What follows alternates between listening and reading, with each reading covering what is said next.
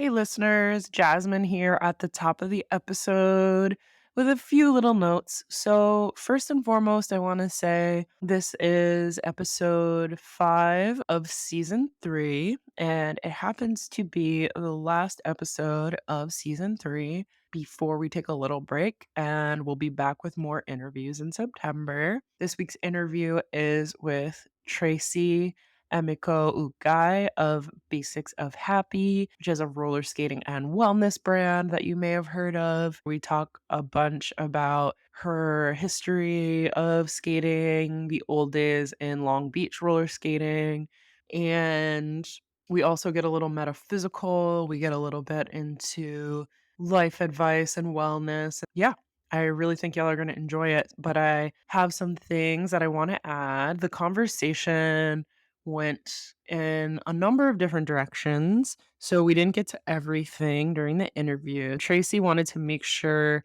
that I shared something that she forgot to add, which was to thank her team. So here's what she wrote. I am overflowing with gratitude for the Basics of Happy skate team. This journey of making these skates a reality has been a roller coaster. Their unwavering patience, support, and trust in me have been an absolute lifeline for me. I am thankful to have connected with such extraordinary individuals who not only have a deep passion for skating, but also love sharing it with others. Thank you for representing roller skating and the basics of happy by just being you. Aw, that's really sweet. And one more request from y'all. Well, first, I want to thank you all for supporting and listening to Skaterade podcast. If you are enjoying the podcast, we ask that you like, share, subscribe, all of the social media things so that more people will be able to find Skaterade. And if you have the time, please leave a review on wherever you listen to podcasts. That'll also help more people to find Skaterade. And I also want to highlight that we are still selling our stickers and patches, which you can find in the show notes or in our Ko-Fi shop on Instagram. And any purchases or donations that you make go directly towards supporting this podcast so that we can continue to record and produce this podcast and get it out to y'all. And if you're looking to reach out to us in any way, you can find us on Instagram at SkatoradePod. And you can even drop us a line. Our email address is skatoradepod@gmail.com. All right, so let's get into it with Tracy, and we'll see y'all next season. All right, bye for now. Oh no, this is fun. This is my first podcast. Oh, for real? Podcast, so I'm excited. Welcome. Yes. That is Wow. surprising.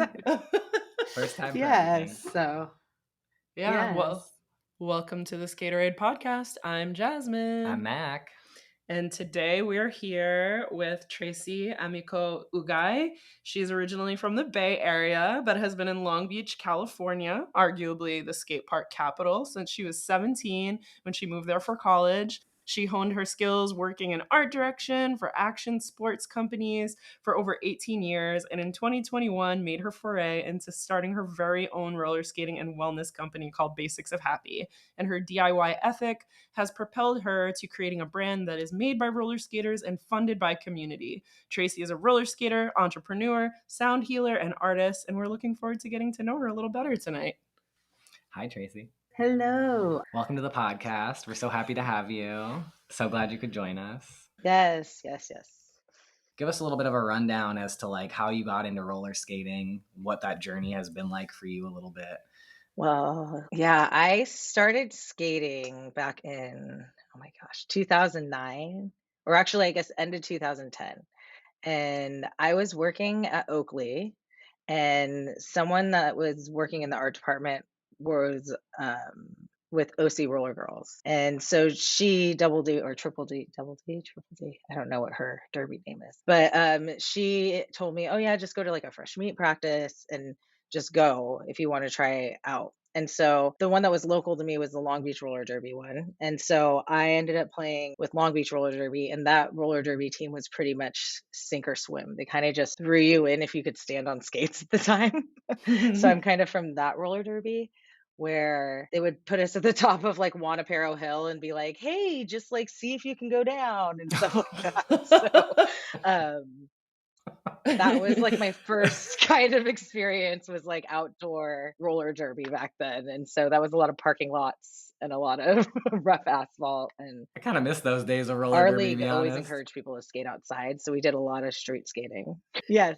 Those those days of roller derby are the best. They were so good. They were very DIY. It was I don't know. I actually, to be honest, I didn't play any organized roller derby. So I only played the chaotic, weird Long Beach roller derby, and that was kind of it. And then I started getting into ramp skating, so I ended up not really going back, and our league crumbled because it was there was just so much stuff going on with that league where people weren't getting paid, and so we were at the Dome too. We Hmm. were at the Long Beach Dome, so it was probably pretty expensive to be there, and I don't know if any bills were being paid. So Hmm.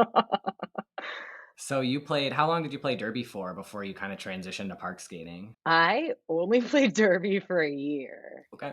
and then I, we had we had a break, Hmm. mostly because we didn't, our league crumbled. And then during that break, was that when you found park skating? Yeah, so it was probably in seasons. We ended up starting another league that like crumbled. We couldn't get it together because it ended up being in San Pedro. And funny enough, and that's why Long Beach is a pretty big city to support roller skating. Even when we moved just across the bridge, no one would come watch us skate. So it was a very like Long Beach heavy thing to do.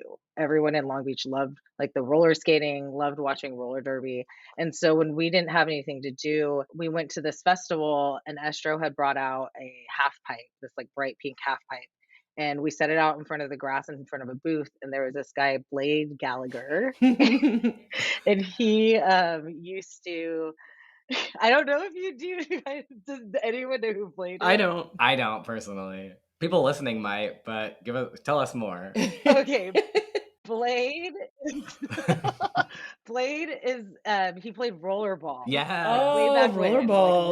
rollerball, and so he's yes, so he's been roller skating forever, like, wheels, like, Quadzilla, and him used to play rollerball Yeah. together, Okay. like, all He's in of that the crew. old school. Yes, it was all those that TV, yeah, that TV rollerball, and they also did some, like, choreographs for Whip It. He was a choreographer for Whip It. And so he came down and he was in Long Beach because a lot of them would just come and visit Long Beach, and he taught us how to ramp skate. And we were in between seasons. Randomly, Pigeon was my coach. And so our team ended up being the team that kind of like went out to the skate parks in between. And we had no clue what we were doing. We went to Etnies because I worked at Oakley, and so it was down the street. Well, let's go to Etnies, which is like A the huge biggest skate skate park. park ever. Yeah. So Southern California. Yeah, and we didn't know what to do. We dropped in on each Oh, other. oh. There was this girl Shenanigans that was on the skate. She played roller derby, and we stood on either side of the ramp, not knowing that bank one, and we ran into each other at the bottom. And we're like, okay, yeah, you don't do that. Like, duh, of course you don't do. Oh my god. So like that kind of level of experimentation was happening where Totally. like no one knew what we were doing. Like Blade showed us once, like Estra was showing us too. She knew how to do stuff, but like for the most part, anyone who was doing it back then was like, I don't know what I'm doing.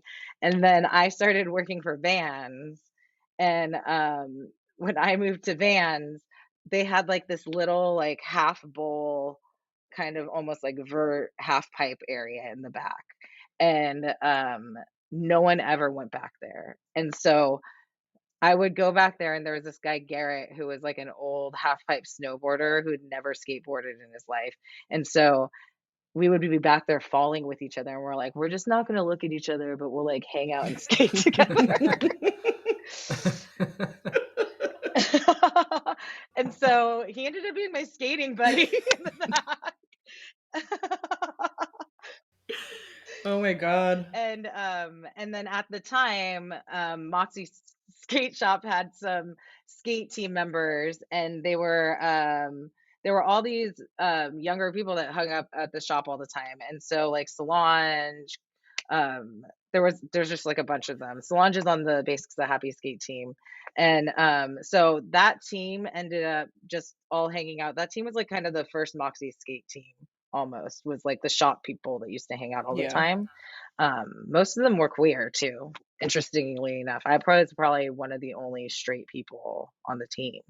And but yeah, so that was a really fun time. It was like around when no one else was really doing it, and the people that were doing it, everyone kind of knew each other. It was also around when Instagram was starting, which is crazy to think about. Mm, yeah. That like Instagram just like was not around at all. Yeah. Skate culture is so different now. Yeah, it was pretty wild, and so it was pretty cool because for a while we were the only people obviously doing it. We Everyone thought we were crazy. Anytime we were at a park, we had, and it's so funny. It was like different back then. Like the skateboarders that I always hung out with were really cool and always invited us and included us. And I had a group of skateboarders. These guys at Corey Keene and his build crew. We would go in the back of vans and we would skate, and he'd meet up with me with him and his build crew, and then we'd invite people over, and so we'd have little skate sessions. We were a little bit spoiled because he had a little private pool in the back. The skateboarders at Vans ended up raising money to be able to finish off the pool, so it ended up becoming like an entire full pool. It was like a tiny mini pool in the back we got to enjoy for a little bit. Cool. Hell yeah. So it feels like you were really there at some of the frontiers of park skating as we know it today. What do you feel like has changed the most other than like the whole social media piece? Because hearing you talk about it, it just feels so kinetic and alive, and these are perspectives that I personally haven't heard yet, and it's really cool to hear. It's It's so funny, it's just different, and, I mean, it's almost like if you think about it, we all went through this pandemic, and just, like, the way even just life is different, but what I've noticed the most, and just from hanging out with a lot of the skate community and everything, is this different generation of skaters that are coming up is almost reviving how it used to feel at the beginning, if that makes sense, and I talk to them a lot about it. Like, Tiff is someone on my skate team that I talk about a lot with this, that I really enjoy their skating a lot because Tiff reminds me of how it used to feel when I used to see people skating, or feel when I would watch people progress and skate. It's just like a different, I don't know how to explain it. And that's kind of like, the whole style aspect of why people put people on teams. It's not always because they're like the best skater, or they could throw the best tricks, at least for me. And that's something I learned almost working in action sports a lot, is that like sometimes people who make people wanna skate, or people that, like, make people feel included, or things for a community as much, is just as important as a person, especially in roller skating because we're so small, can be just as important as a person who is one of the top skaters. Because I started actually sponsoring TIFF before they decided to kinda start street skating or even ramp skating. It was really funny. One day they were like, "I think maybe I can do that." They're like, "Do you think I can do that?" I was like, "Yeah, probably." And then within like months, they were like grinding on rails and stuff. And those sparkle skates was just so funny because I never advise people to go into the park with those sparkle skates. I love them. I don't go into the park with those sparkle skates, just out of my own preference, and that they're more introductory skates. But yeah. So I don't know. It's a double-edged sword right now, I think, with things. I wish more people worked together because I do know how it was at the beginning. Like it was synergetic. It was a very, like, interesting time, and that's why it's, like, it is kinda sad that no one ever talks about how it started. Is because it was so, I hate, like, using this word loosely, but it was very magical, because I feel like started getting overused in roller skating. Mm, Like, at the beginning, it was a little bit. It was, like, kinda wild. We enjoyed hanging out with each other doing this. People literally thought we were insane. Like, skateboarders at the skate park were, like, either on board wanting to like hang out with us and try things with us because they were all that's gnarly, or they were just haters, mm.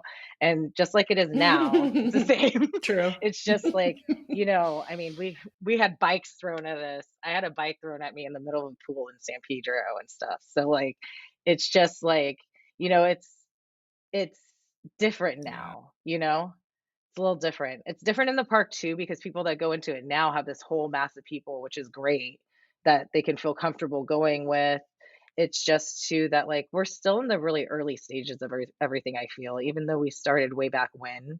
Like I feel like the bulk of the community and like the masses of people at parks really just started over the past 2 years, if anything. So like it's something that's gonna end up growing and moving in its own way if we kinda let it, and so that's the biggest thing of that I am excited to kinda hopefully support whichever way we end up needing it to go from wherever it is, but it's it was a really exciting time, and things, like, just fell in place weird, like, Corey helped us a lot too. Corey Keene put us in like, oh my gosh, we had expose, yeah, we had showcases, Cool. and I couldn't do anything on a ramp. I was just, like, going down a ramp, and people were like, "Whoa, that's crazy." Yeah.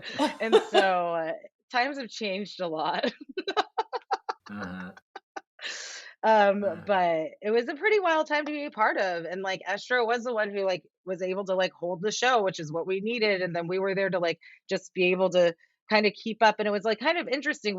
I did learn how to skate faster out of necessity of doing all these gigs and, like, loving roller skating so much. I just wanted to share it with everyone because it was such this amazing thing that, at the same time when I was doing roller derby and everything, I also was allowed to skate at work at every single one of my jobs. That's awesome. Yeah, and I worked with Gory Spelling at Vans and, Beanie, and so I worked with some roller derby players even at Vans, and we were able to roller skate around the office, and, like, they knew us as the roller That's so skating people at the cool. office, and so it was a lot of stuff that seeped into, like, my personal life, and it was, like, cool to see how people in my personal life reacted to roller skating and either wanted to do it or got excited, and so it was pretty exciting to see it kinda, like, snowball and how everyone ended up supporting us after. Yeah, that's cool. It's funny because I started park skating like kind of alongside roller derby stuff, and it was probably like, yeah, like 2012, 2013. And what I've kind of noticed is like I was in the Midwest, so I wasn't around the spaces where like we had such a drought of anybody doing that at all. And being able to even learn about what people were doing really only came about through social media, at least in like the area that I was living. But I kind of feel like I experienced it as like there was all that stuff happening, but I wasn't necessarily privy to it just because of physically where I was located and kind of the lack of social media or like ways to share some of it. But I knew enough. But it was the same thing where like I would go and I would just be like, I don't really know what I'm doing. I just am trying to like drop in and like see what the fuck I can do. And what's funny is like I feel like that kind of happened, and like people have been consistently, I think, park skating since then. But I also see where like this new trajectory came about in the last couple of years, specifically where now all of a sudden you have all these brands that are like, and all these companies that are like, we're gonna make parts that are specific to this thing, and it really has taken off. And I do feel like just from my observations, I think there are way more things obviously at play than just this, but I really think like social media was something that allowed for that to happen because it became much more accessible because you can literally watch someone on social media and be like, oh, I'm going to try that trick, or oh, I'm going to see this setup that someone has and I can kind of make it too. Whereas even for me in the Midwest, I was like, I actually don't know.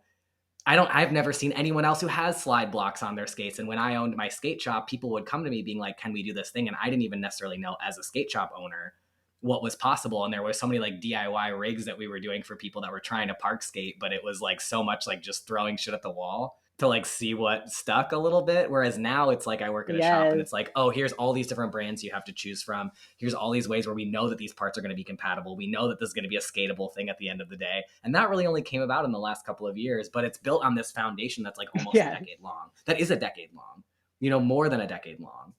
And I think Yes. that these histories are Yeah. so important because of that, you know? Oh, yeah. Yeah, the, like, do I don't know if you ever tried I mean, I personally was never at the level where I was like, "I'm gonna start grinding." I was like, "I'm cool cruising around a pool." I love cruising around a deep pool. I love all that stuff, but, like, I don't really need to be grinding on anything. But we tried those metal ones that were just used. Did you ever try those? No, fortunately, no, I wasn't It that was like a wild. sheet of metal that was a U that we just stuck. Mhm. Yeah, that one was pretty wild, but that was, like, very early, like, "Hey, maybe this'll grind," kind of thing, but for a long time, we weren't grinding for a really long time. It was more but we did have the luxury and privilege of being able to be in pools. Yeah. we were in a lot of pools. We were in a lot of, I worked at Vans, and I also used to work at Quicksilver. And then I had a friend that was over at Hurley. And so we were able to tour a lot of the skate parks where it looked like we were in these like big skate parks as like sponsored teams as well. And we were just like getting let in by like friends and like the industry and stuff. And so, like, that's also like, that's kind of how it all started. It's so weird. I've been thinking about it a lot, just the parallel of like Instagram and just roller skating is that it's so insane how, Hmm. like, at the beginning, it was really wild, like, and you probably know being a part of it that early is, like, everyone you talk to, like, I still talk to people that support me from the UK that Hmm. I've known since then. Hmm.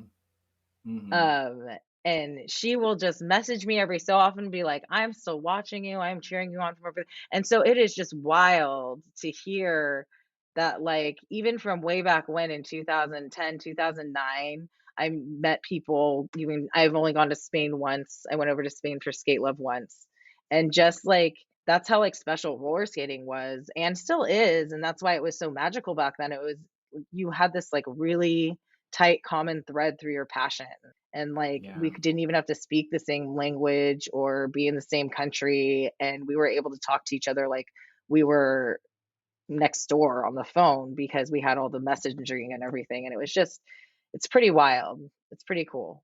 And it's pretty cool to see where everyone is now that I used to know way back then, especially with how much roller skating's blown up in like the UK and all over the world and everything. Hmm. So it's been pretty cool to see everyone. Yeah, and it sounds like also part of the history that you shared, at least, it's almost like it was like a lot of it was the right combinations of people with the right combinations of connections and the right, like, which is also really interesting. And there is something really magical about that. And I think there's also something really magical about like the novelty of like a newer thing and what it means like when you're starting something in a way where you're like, oh, the possibilities are kind of endless. And actually, this is going further than we even thought it would go because we were just kind of fucking around. Like, which there is something really magical about that, and we're never gonna have that again. You know, like that's Yes. never really Oh, gonna. There will be iterations of yes. that, but we're never gonna have that energy again. Same thing I think about the beginning of skateboarding, and all the people that were transitioning from flatland Yeah. to like skate parks and like the magic of that too, and like just yeah, it's really Yes. it's pretty interesting to think about. It's pretty cool to like think about that history.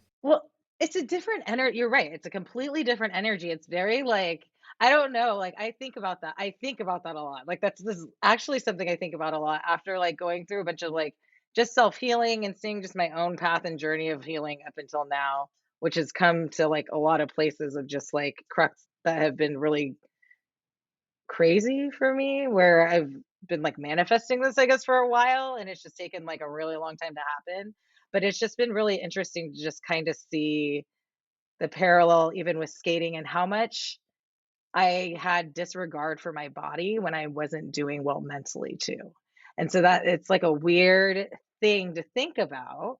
I know it's like kind of Debbie Downer to think about, but it is like I sit and look about at the time in my life when I was in Derby, and Derby was, I mean, at least our Derby wasn't even competitive. So that was just a party. We were taking shotgunning beers at halftime. Like that I'm wasn't telling you, early roller derby, competitive roller incredible, derby. That was like incredible. party time roller derby.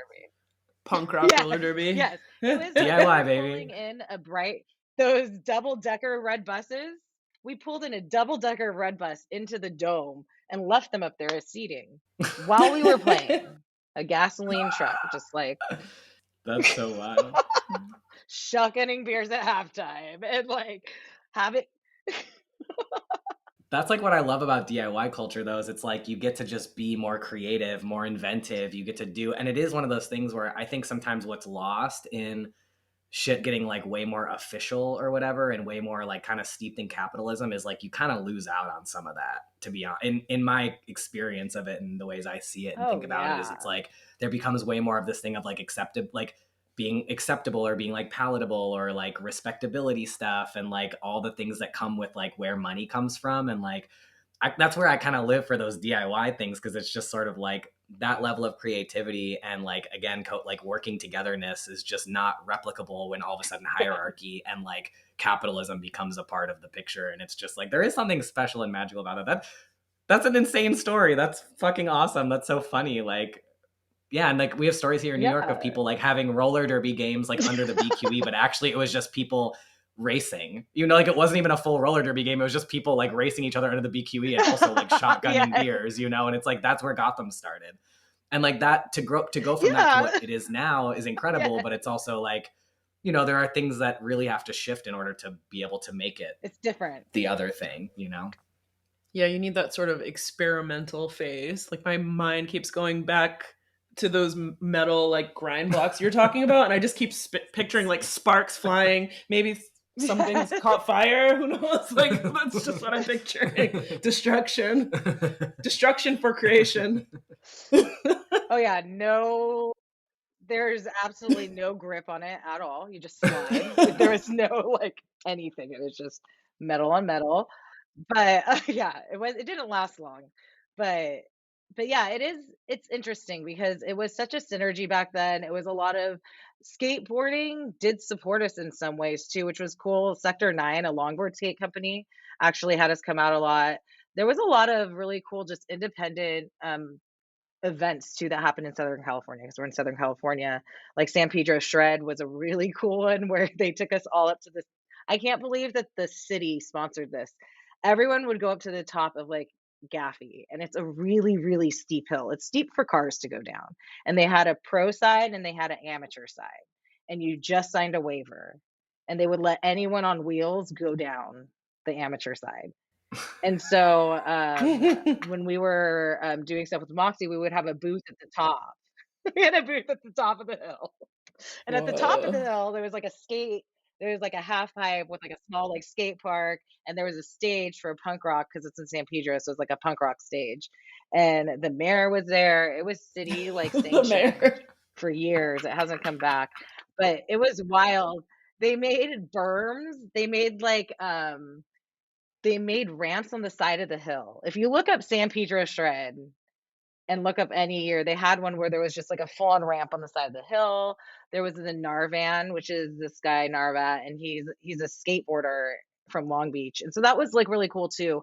We had a lot of support of just skateboarders in Long Beach also. Like Long Beach specifically is a very like wheeled city, if Mhm. that makes sense. Like Mhm. there's Yeah. a lot of skateboarders, BMX people, a lot of inliners, and we used to have rollouts every Friday from Moxi Skate Shop, and that was during when we even played roller derby, so that was, like, counted as a practice, because they Cool. said if you can dodge around stuff around the city, you can dodge around people on the track. I love So, that.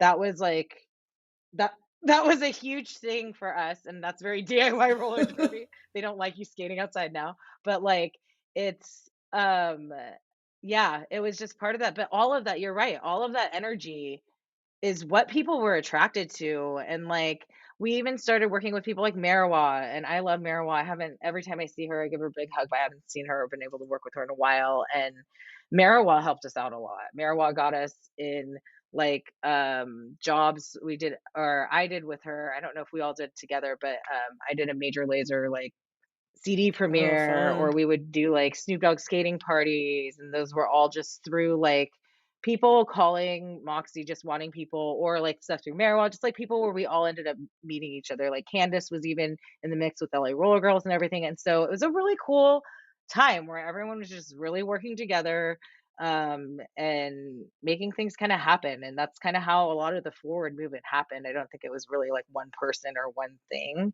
It was kind of just the vibe of everything that was happening in media at the time, from things that are highly stylized from what Marawa was doing to like people just in skate parks just trying things for the first time, and we're the only people doing it. So it's like kind of cool to just see everyone doing it everywhere, which is kind of how the Moxie skate team started. Is that was that we really wanted to have people and women at the time, because and I do like to say that it was like something magical because it was women's empowerment, and I know that sounds very shallow right now with the gender norm, but it's really sad that it was just 2012 where women weren't being advertised to, which is Yeah. wild, right? It Well, really is. Like people that looked like me and Pigeon were not in no. ads. We were not in ad, and we were fat. We were fat. And that's the thing that like I think maybe the skate community now, like, it's old stuff, but it's not that long ago, which is really interesting. All the gender norm things and front facing media. It was like seeing women wearing what they wanted at skate parks was a big deal out back then. Like that was the key thing we were doing, which is like, really? That's and it's kind of beautiful also to see how far it's progressed from there. I mean, I love seeing it being a part of like old advertising. I love seeing it having to be embraced and being able to be like, hey, you don't have to market to anything. And that's like something that I love that people are recognizing that like those months and marketing capitalism for like companies, they can kind of see through it that they're not looking at people like people. They're still like bucketing and Yeah. being like, this is your month, this is your Mhm. month, this is your week, Mm. you know, Mhm. kind of thing. And Mhm. so it, you know, that it has pushed pretty far that like it's normal to see about it. And I'm not even that bit like that was like a thing that was so funny to me. And part of the tipping point of why I left like Moxie or even just kind of stepping away from social media a little bit was more of that things that were happening in my own life were making me feel like the person that I was online was not the same person. Mhm. It may seem weird because I probably had the same amount of followers as I did back then, and it was, like, kind of a big deal back then to have that many followers and everything because it was, like, weird times and no one knew what social media was, but it was a weird thing that made me feel weird. I was going through another kind of, like, toxic relationship, just period, and then going through my own stuff, and but being, like, this beacon of light for people online, and back then, it was not allowed to be like, "Hey, I need a break," or the things that people talk about now kind of things, and that was even just in 2000, probably 16. Yeah. And so that's kind of why I mean, I think about like all the reasons of why I kind of left, and that's probably the main reason. And then everything just else of me kind of just dropping off and maybe losing touch with other people or moving out of toxic situations. It was like not only that toxic situation, but everywhere else that was mirrored in my life besides skating. It was like happening at work, it was happening in my own relationship, and it was places where I had to heal in myself where I wasn't going to either be in that habit anymore or figure out what I was doing where I was accepting that kind of behaviors from people, Mhm. you know, and so or a whole worse thing with your own work, which is a whole nother thing, a whole Yeah. nother podcast. But which is like and that's what's wild. That's what's like been wild to me about all of this is that like I something switched in on me and it's like a weird just crux of time and I met my partner 2 years ago, Kai, and we met on Tinder and we talk about it all the time because we're older. We're like I'm 40, I'm turning 42 this year. He's 42. And we were talking because it's funny to us because he's been a sponsored skateboarder. So he's kind of been in this whole like hyphy thing, you know, this whole hyphy Mhm. universe of like influencers and filming and skateboard, you know, and so we just always laugh because we're just like older now. And it's weird to feel like at ease that you're in things as opposed to being in survival mode all the time and coming to a place in your life where you've worked on things where maybe you're not surrounded by chaos anymore or you know and things that you're so used to investing your energy in is just not there so it feels weird and I do really feel like that kind of shift happening and since that kind of shift all of the stuff has just kind of been pouring in of all of that but it's all been just part of like just all encompassing in a self-healing journey with skating and just kind of seeing how skating along the way has been mirrored a lot in everything. So I do have some questions about your relationship with Kai. When you swiped right on him, did you know that he was a skater? Um, we debate this all the time because I will tell you, at the time when we started dating, the first time we hung out, I was like, I'm straight, but I am men are like not on my good side right now, nor are skateboarders. And that's how I started our first hangout. Yeah. It was really funny, but I don't know if he did. We've been debating that because he was like, I can't remember if I left it on or if I'd taken it off, or if he was like standing next to his skateboard, which I don't consider people standing next to skateboarders on No. Tinder at least. No. It's just to look cool for the Yeah. dates. It's They just were a just prop. holding it. They're Yeah. Prove it. yes, It's like prove the it. wheels Show me a aren't used, video. car aren't new. Yes. And so, but it's funny because he knew a bunch of the same people I knew, of course, because Long Beach is so small. But the craziest person he knew was someone I played roller derby with. She only played for like a season. She's like, and her name was Enchilada, Laura Guerrera. I love her. And she was an old speed skater. So she has like crazy speed skates from like years ago. And she was our accountant and she lived next door to him. And that was like kind of our link of I was like, oh, okay, you're cool then if you know her and everyone else. And it's been kind of crazy. We talked for hours the first time we were on the phone, and then we hung out, and then we really have, like, kind of seen each other every day Mm. since, and not like a weird it hasn't been, like, weird, if that makes sense. It's been pretty natural. Yeah, like y'all just wanna do the same things, it sounds like. Yeah, yeah, it's like we're kinda, like, older, like, no one's gonna wanna sit hang out at a skate park with us for, like, hours on end. Cute. I saw that you opened up on Instagram too about how he taught you how to let someone love you. What did you mean by that? Well, we talk a lot about this. Like, it's weird that not that like we didn't care about the people we were with before. That's like not what we're trying to say, but it's like weird to love someone in a different way, if that makes sense. And it ends up becoming like it is a huge trust battle. Like, I mean, it's not like we don't get in arguments. Like we get in arguments, we misunderstand each other. It is about how we end up just resolving it a little bit and letting someone love me basically for me is mostly it's been really interesting. So I've been on TikTok like everyone else looking at the Oh, neurodivergency yeah. thing, of course. And um but I everyone's on that. But it's like been really interesting because there has been points in my therapy where I'm like she'll be like what is the source of that? Tap into your body. Where is it coming from? And I'm like just don't get where it's coming from sometimes. And as I keep talking to her and I bring that stuff up to her, she's like, well, maybe that is more of a neurodivergency thing than a trauma Mhm. pattern. And she was like, that may be like a good way to kind of trace things. And it's kind of interesting just to think about that and like parallel with like being with Kai. I've always been in kind of abusive relationships where like you're always just bracing yourself. And whether it's in abusive relationships with romantic partners, I had a really rough time of even just friendship fallouts and just things like that for like a couple years where you don't trust anyone anymore. And you Mhm. kind of like, and this is something that I dropped a little bit when I joined healing, which was like my healing journey after I quit work. I quit work like in 2017. I kind of left advertising. I was at Refinery 29, ironically, and it was like my last straw because that office in LA was horrible. Hopefully Don't it at stops us, doing Refinery that. 29. But it was just like I know, don't have it. But like, we could cut that out if you don't want that in there, we I'm can cut fine that with out. that. But Yeah, like that sure. was It's just like kind fine. of like one of my last straws where I was like, we're in West Hollywood and no one's queer. It was just like a Mm, very like weird combination of people in a place that promised wokeness.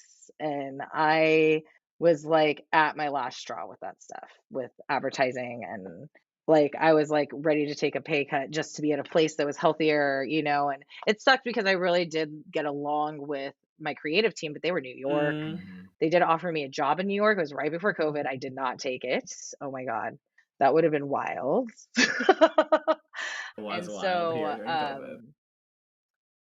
that would have been wild. And I don't know New York like at all. That would have been insane, Yeah. insane. Um, yeah, it would have been insane. So, I mean, everything happens, right, for a reason. But yeah, after that, I kind of took a break and I put myself through nail school randomly because I was like, hey, I just need to just a break. I know I do crafts, I can do this stuff. Let's like see if I could like make a living off of this instead because that was like kind of my beginning of I really don't want to go back to corporate again because it's not getting better.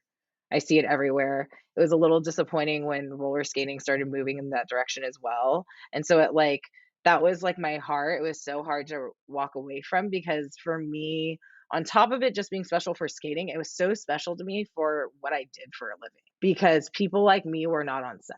People that look like me were not in front of the cameras. They were always in back of the cameras. And it was really cool to have people messaging us and being like, we want your team because they're body positive, because you have all shapes and sizes. And it was like really great to be getting that kind of feedback in an actual advertising space when that was like unheard of before. While I would have to sit at work and talk about people's skin color or whether their hair is too short and they're standing too close together. And Mm-mm. that's just like the reality of advertising. Yeah. And it like just kind of slowly ends up killing you because you have to almost like walk into these meetings and be like, "Oh yeah, that's a great idea," or like be like, "Hey, I flagged that. I don't think that's a good idea," but like it doesn't matter. It's never ever going to go Yeah. anywhere. And so to have something so special like roller skating, where it was like it was not only accepted, people loved it. Like it was a very like and like it was really fun. The first photo shoot we ever had that everyone kind of saw that like poppy color one at someone's house. It was a friend's house. It was one of my friends that wanted to try to start doing more. He used to do Derek Mendez. He did editorial photography in Afghanistan Hmm. for like the news and stuff. And like he did a lot of journalistic photography. And he was one of my really good friend. He's one of my really good friends now. And he came and did this whole setup with us where it was like in between like this. I can't remember. I wish I could remember the photographer. There were these setup photography things happening where they were bright sets and people were wearing bright colors and it looked like natural photography, but they were like set up scenes kind of thing. It was like a kind of look of photography back then in 2012. And so we started doing some of those and I styled everyone with everyone's own clothes. We all like dumped our clothes in the middle and everyone just kind of took what we could wear and made outfits out of it. And it was really fun for me because I, at the time, was not, like, a high enough art director where I could run my own photo shoots, and it was amazing to be able to do it with skates, be able to run these shoots and make women feel good about themselves. It started kind of in roller derby. I didn't like how highly retouched our roller derby stuff was. The Long Beach roller derby stuff was, like, very pin-up-y retouched. Mm. Um, as I started, like, going forward more, I started lifting a little bit more of that.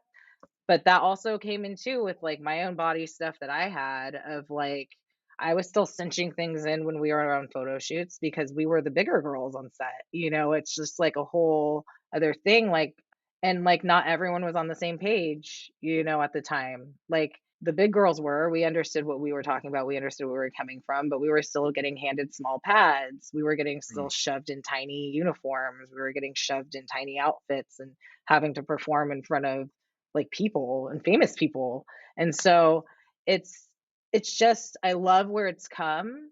I hope it keeps going forward. I love that even the non-binary, queer like stuff is getting addressed because a lot of people like to glorify roller derby for being so diverse. And I think that's like probably one of the spaces that I felt as a person of color and a woman, I felt strange, and I know that I've shared that with some of my queer friends. They also have felt a little unwelcome as well. And it's not even just unwelcome, it's not for us. Like, Yeah. it's hard to explain. It's made for us, but it's not made for us. Like, we're still having to fit into like a place instead of being like, this is like our people in our community. And it's like, I don't know if I changed or if the community changed, if that makes sense. And I don't know if you get this being a part of the community for so long.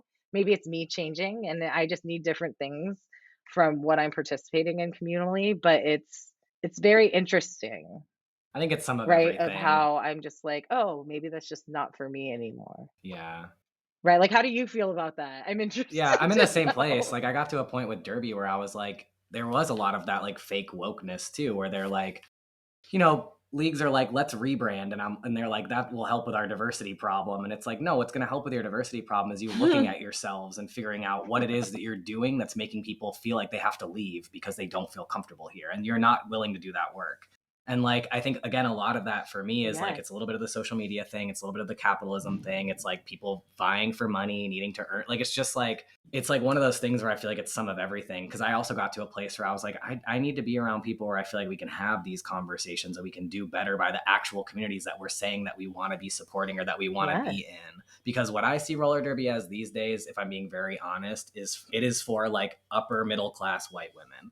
And I feel like it's mostly honestly been for those people. And again, you can say that it's like a diverse place and we can create our like trans teams or our like teams for folks of color, and like those are really special, and I don't mean to like say that they're not at all, but again, it's like the fact that we even really need those in some ways to me speaks to like the problem of Mhm. derby as in a whole is like, oh, we have to create these exhibition teams where people feel welcome and feel seen, because you don't just feel that way in your league, which I think is a problem. And just in general, in terms of like my time in New York, there are just so many things about it that are so inaccessible to someone who's like poor. And I've been poor the entire time I've lived in New York. I've never made more than like Yep. $30,000, which is not, you can't sustain a life in New York that way. And so when it came down to it, like after the pandemic and stuff, for me, I was literally like, I literally cannot afford to come play. And I don't just mean I can't afford dues. We have something to help with dues. I don't just mean that I can't afford gear because Yeah. I work at a skate shop, I can get discounts. What I mean is I literally can't afford the time away from work that you're asking me to take. And I can't afford the hours that you're asking me to put into for free for this league, because I have to work, because I'm working 7 days a week, because I don't earn very much money. And the Yep. people that are having the most Yeah. success in the league are the people that make six figures, people that make 80, $90,000 a year, that have the extra time and energy to put into those hours or whatever. And then it just becomes a club of like those types of people who just, because they don't live the same type of life, they can't actually relate to the struggles that like other people are going through. And then those are the people that are in leadership. And so there are all these like metaphorical blind spots. It's just there's so much I could say, but I feel similar to the sense that I'm like, I just need something Yeah. different now. And I'm not willing to fight that fight anymore, because there are other spaces I can go that are going to Yeah. give me that. And park skating is some of it. Like some of the more like DIY skate scene stuff is sort of some of that for me in some ways. Rhythm skating, even, those communities are really different. They're not trying to do the same thing. They're not trying to be Yeah. 501c3s where they're making X amount of money and paying rent somewhere. They're just like, come give us $10 so we can all skate in this gym together and we can all have a nice time. And maybe the DJ gets paid, like that's different to Yeah. me. And those communities see the world Yeah, differently. totally. And The space is like made. yeah, and I think, and that's how I feel about it. And I'm going to say what it is. And I don't feel bad saying it. And I don't feel bad announcing it, because I've talked to so many people that feel the same way and that see the same thing. And it's not to say I don't think that roller derby can't do better or evolve or be different in the future. I think it can. And I think there has been a bit of a reckoning with COVID and stuff, but it's just one of those things where I'm like, am I going to put my time and energy into that change? I don't think so. I'm okay. I've had enough concussions anyway. I don't need to play roller derby Yeah. anymore. And it's no more concussions. No, No I'm more good. concussions. I'm good. I'm protecting this noggin as much But as yeah, I can. it's a weird space. Yeah. It's a weird space. It's interesting to look at now because I was there, like what you said, I was there when it was like DIY. I see where it's gone, but it's also like been a weird road of capitalism and roller skating even, right? And Mm, I only see it from like because I'm not saying I was like the only driving force in roller skating, but a lot of the stuff that I was doing for Moxie was from what I did for work, which inherently was seeped in capitalism if you think about it, right? And like that was even when I was in it in my own head where I felt like I was fat and I was the top person, like top weight of someone that was even able to be in a photo shoot, like I was still working through my own internal things. And so it's really interesting to see how much like I bet you if you ask people in roller skating why they do things, they can't tell you. mhm. And that's just a habit, and it's not like even an intention of why they do it at sometimes, if that makes Yeah. sense, which is hard and difficult when we keep calling people out for moral things and they just don't even know where to start or care because it till it messes with their money, right? Because everything's seeped in like Mhm. capitalism now. And it's just like a weird crux I kind of saw happening in skating is that like no one really has marketing backgrounds, no one has business backgrounds where they can actually flip from a strategy standpoint of like shifting a message or like rebranding a little, like that stuff has never happened in roller skating, which is fine because it's all like mom and pop. And like that's like why we're beautiful too. We're all DIY and people who are starting companies. Like I've never had a company, I'm able to start one, and that's what is also is beautiful about small communities. But it also comes to a point where we can't boom again until we have Yeah. business again. And the business side is all dialed in Yeah. because I do feel like it's slowing down a little bit. I mean, summer is coming and everything, but I haven't seen it in media as much as I usually saw it. So Yeah. it's the one thing of it's kind of going down a Yeah. little bit. I think a lot of what I'm hearing here, and even in my own internal dialogue as I'm listening to you two talking, is as skaters that are marginalized for one reason or another, whether it be our gender identity, our ethnic background, whatever the case may be. I just feel like there's just a lot of burnout that we're feeling from trying to put our heart and Yeah. souls into this community, and it's often met with unappreciative responses, or just, people trying to knock each other down.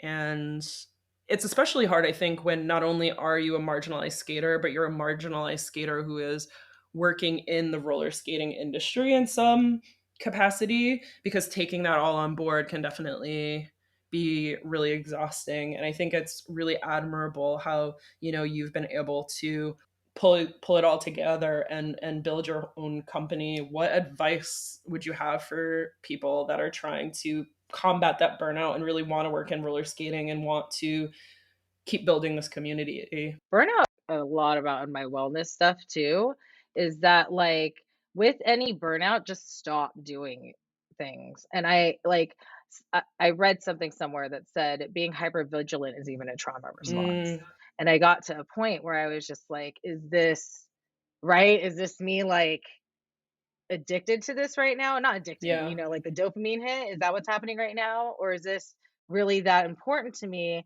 And at what cost at a certain point? Like me spinning out by myself, because that's just a tendency I have, right? To like just evaluate for myself whether that was like a safe kind of thing for me to do is probably not.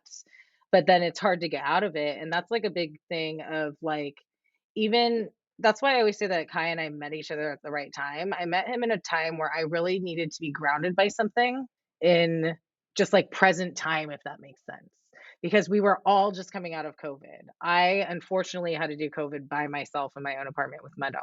So I was already like isolated for a while. And so when we kind of found each other, that also might have been why we hung out all the time, is because we were like people, like, and we ended up, I feel like I didn't realize how much I spin myself out because I've been by myself for so long, Hmm. like living by myself and after I left work.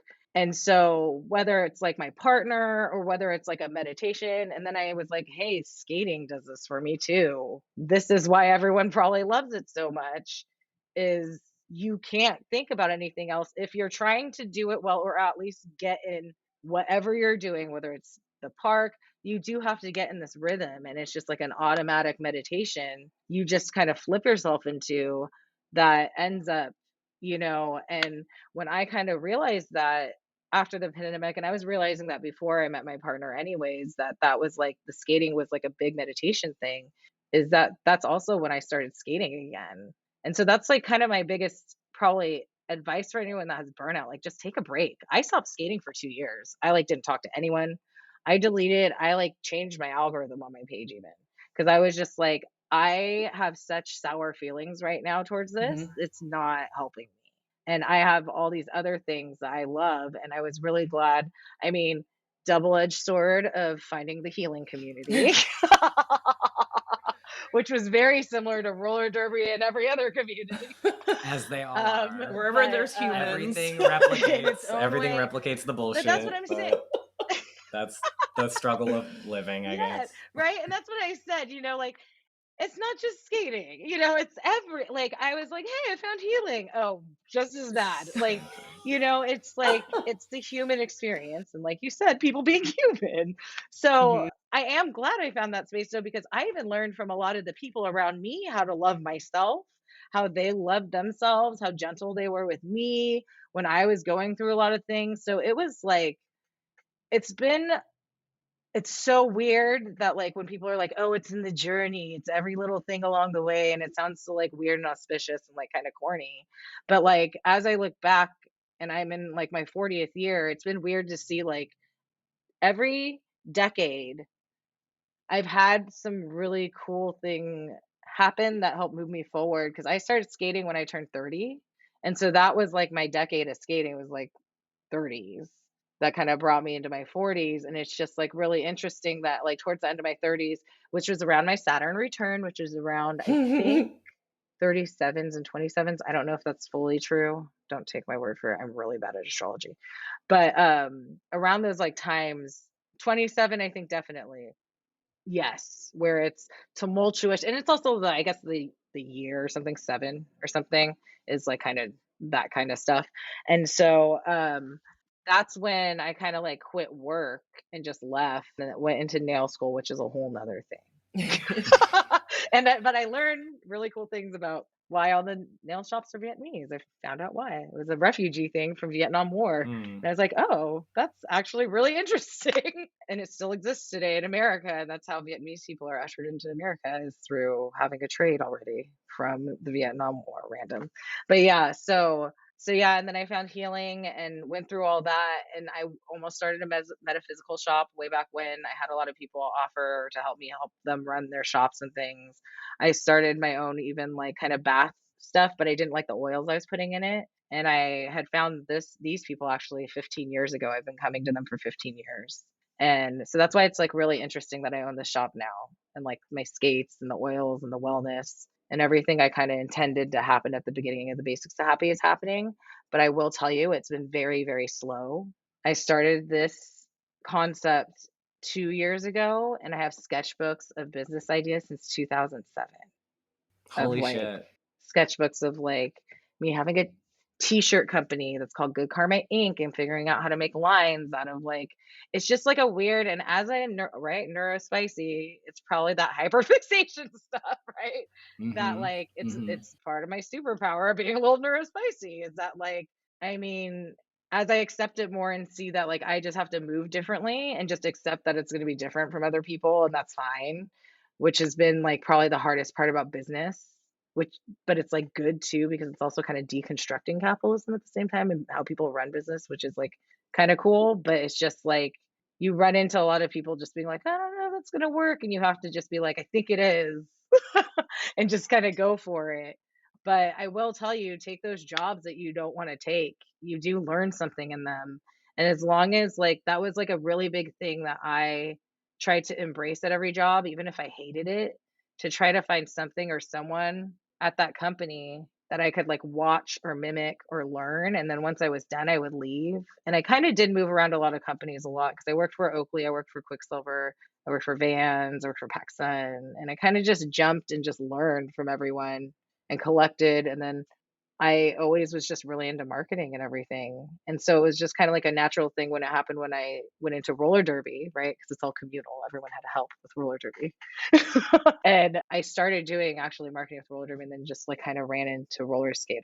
And so it's pretty cool to see where it is now. I'd love to experiment with more media stuff, hopefully, once I get time and everything. But yeah, let yourself, like, rest after burnout, always. Like, I know that sounds weird, but let your body also do what it wants to. If it's completely rejecting it, just don't do it anymore. Like, even though if it's sad and it makes you sad and it's weird, maybe that's the emotion you need to kinda just absorb and let run through your body. And, I mean, I will always say I had the privilege to be able to do that It's a between hard one to accept. Oh, yeah, it's a really hard one to accept, and I don't expect people to be able to even do the journey I went on. Like, I was very privileged, it was towards the end of my career, I had 401k set up, my parents help me when they can, they're not rich, but they do help me when they can, which is something that people don't always have, and that I will tell you that just through my isolation, it was a deep, very dark healing, Mhm. but some people need to do that, and that's okay, and, like, I'm grateful I went through that. I think that's great because when I hold space for people now, I do energy healing for some people. I don't do it for like everyone in the public yet. But when I do, I understand how to hold heavy space like that. And it is a weird thing because, like, before I stopped doing energy work, like 2 years ago, before I started skating again, I was having a weird connecting back. And now it's like kind of connecting back again. And so it's just like literally just trust your own body. And that's like the hardest part of everything, right? Because when you're burnt out, that's the one place you almost can't trust. And So true. so skating just isn't the space for you, even though that's like so sad and so hard to get over. It'll be interesting to force you to figure out like other parts of you that you may have forgotten because you were so focused on skating so much. Because I don't believe everyone is so focused on one thing. I think it's really beautiful. And I've found it more healing for myself to be able to embrace all parts of me that sometimes skating didn't always leave time for because I was in the kind of time frame of roller derby, that whole dedication and thing that we had to do. I don't know if We haven't really delved much into your business basics of Happy yet, and you've taken us on this journey of all these different eras of your career and different avenues that you've gone down. And can you tell us a little bit about the space that you're sitting in right now? Because I think it kind of speaks to the different spheres that you've been in, from roller skating to healing. Oh, the store I bought out a essential oil store that's been around in Long Beach for 26 years. And so it's been a really big staple. And so it is a good base. So that's also why I'm like, cool, this is part of, you know, what I wanted to do. I also worked heavily in retail all through college. That was like something that it's interesting, right? Every job I've had has prepared me for this store. And it's like jobs I hated. I hated it. I hated being there. I ended up hating what I did for a living, right? And that's why I try to tell people it's not fun and games all the time. And sometimes the easy way of fun and games doesn't prepare you for success. And that, like, yeah. So I acquired this space. I've been going here for 15 years, but during COVID, like a lot of people weren't in person shopping. And so I randomly came in here for Stone, and I was just talking with Dean, the owner, and he was just like, "Oh, it's really sad. We're going to retire. I think I'm going to sell this place." And I started my roller skate company like, oh my gosh, it might have even been 2 years ago. It's just taken so long with manufacturing. But, and I was kind of ready for a space. I actually needed income because that was like a big thing of all this. I feel like started snowballing because I finally was like, I am not going back to corporate. And that is something that was like also really scary for me to do, to be like, I am declaring that I will not take anything less than going back to corporate. And that was really hard because there's money there, there's stability, and this kind of happened. And so this is kind of my income stability too, is the store has been around for 26 years. He has formulas that people will come back for with all the essential oils, and I can trust all the products because they've had all these accounts for 26 years that they're passing down to me. And so it's been really amazing because it's also ignited my passion within Long Beach. And that's kind of what started skating stuff for me in Long Beach, is that I've been here since 99. This has been kind of like my adult life. Like Long Beach has been the backdrop since I've been 17.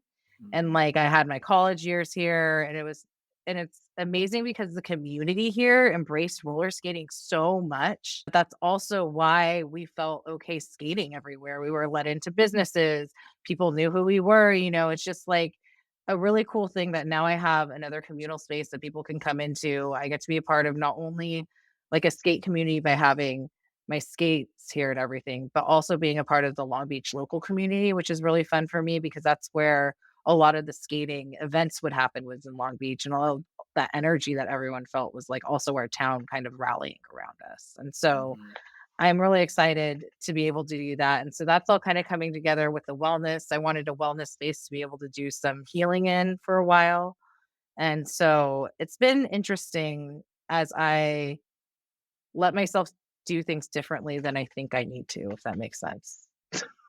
And so if that's a lesson for anyone, that like maybe if you're concentrating so hard on a way you want something to be, that was the biggest tip that I learned in any of my energy work wellness training. Do not manifest a specific thing ever, because it may not even be what you want, because you don't even maybe know what you want, right? You don't know what it can turn into.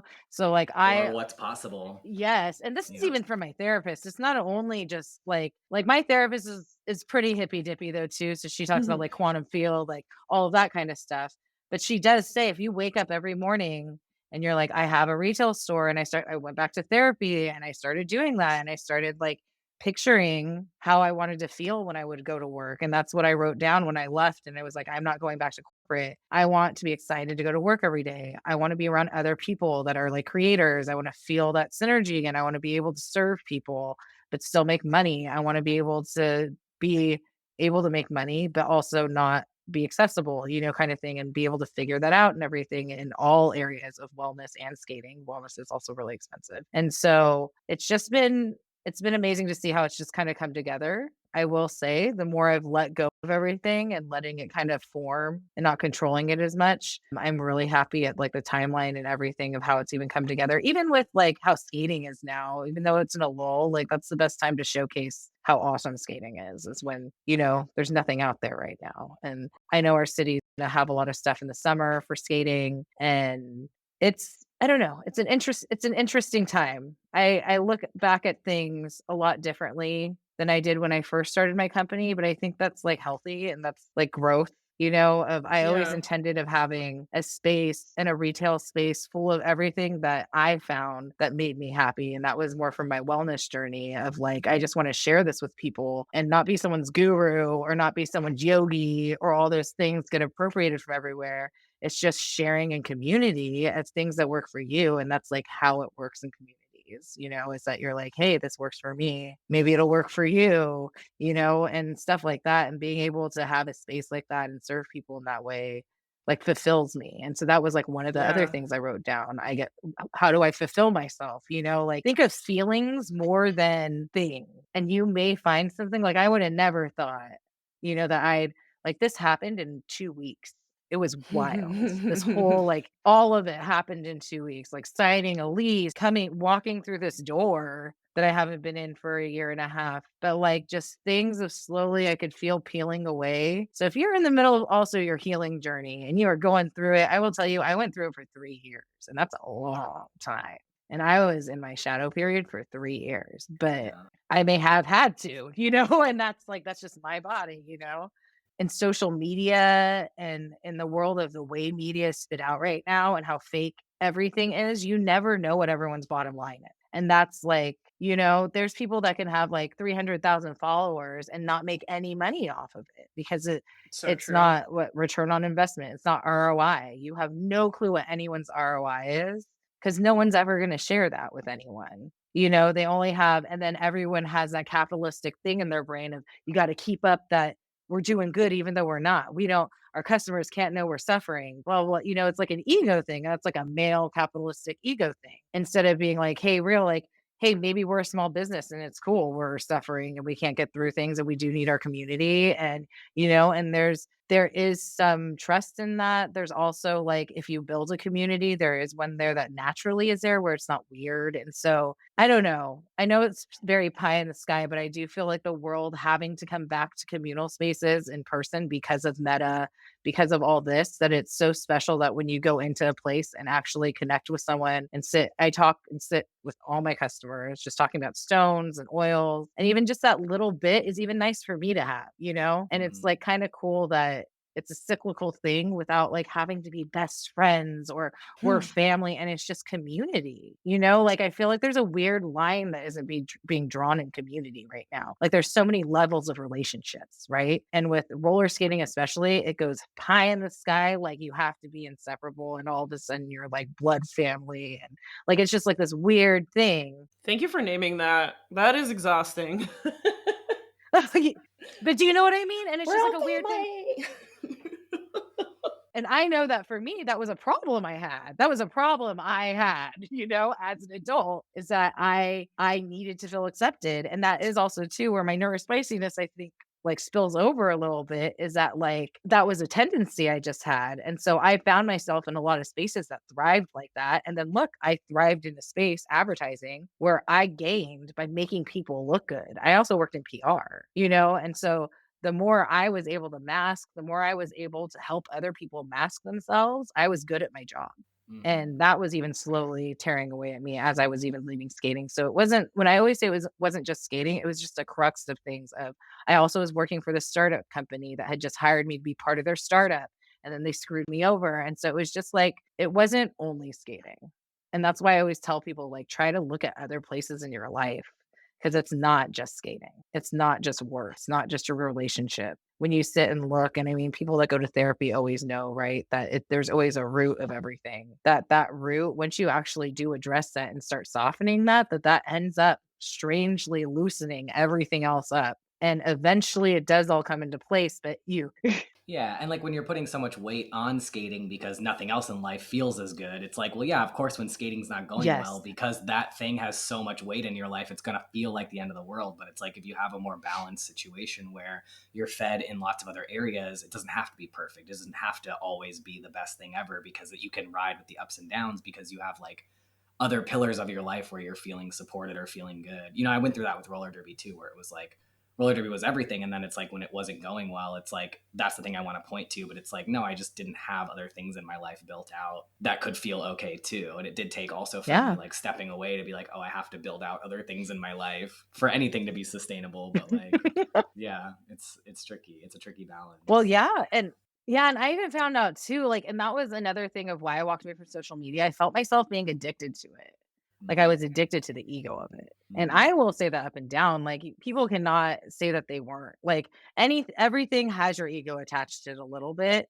And there was some point of me that I was just like, "Oh, yeah, I'm inspiring all these people," but my own life was falling apart in the background, and you, like, keep just, like, saying all these phrases, and that's part of, like, even my wellness journey, why I kinda sifted out some of that bullshit. It was, like, a lot of, "I'm gonna post all these quotes, but I'm gonna be an asshole behind the scenes," which was a lot Mm, of the wellness whole space, right? Mm-hmm. Or toxically holding space for people, which is something that I'm glad I went through, because even in our skate community now, with how progressive all the skate spaces are, and that I'm a marginalized person, but I'm not queer.